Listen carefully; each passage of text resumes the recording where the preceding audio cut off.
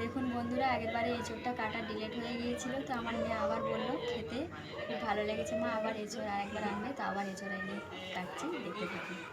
দেখো সেদ্ধ বসিয়ে দিয়েছি।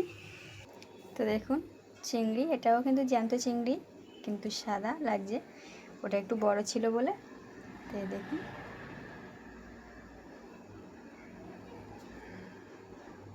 আমার এঁচোড় কিন্তু সেদ্ধ হয়ে গিয়েছে।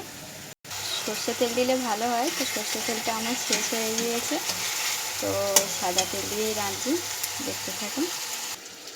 তো দেখুন আমি কিন্তু সাজিয়ে নিয়েছি, দেখছেন তেজপাতাটা আমি তেলে দিয়ে দিয়েছি। তেজপাতাটা আমি খাই না ঠিকই, কিন্তু মানে তুলে নিই আবার ওটা দিয়ে, এঁচোড়ে তো দিতেই হয়।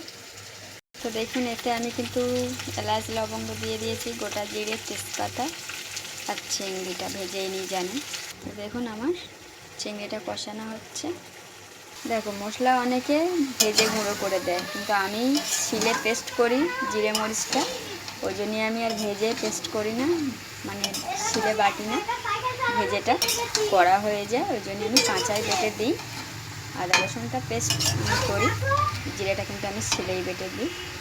তো দেখতে থাকুন। তো দেখছেন আমার কিন্তু কষানো হচ্ছে। এবার আজকে একটু টমেটো দিলাম, তো দেখতে থাকুন।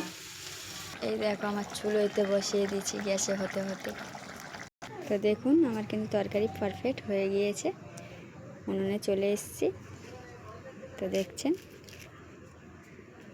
পুরো, আপনারা এভাবে তৈরি করবেন আর লাইক করবেন।